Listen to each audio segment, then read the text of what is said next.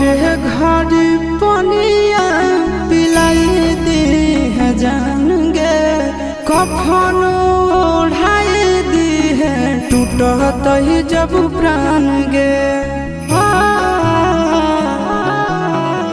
मोरे घर पनिया पिलाई दी है जान गे, कफन ओढ़ाई दी है टूटत ही जब प्राण गे।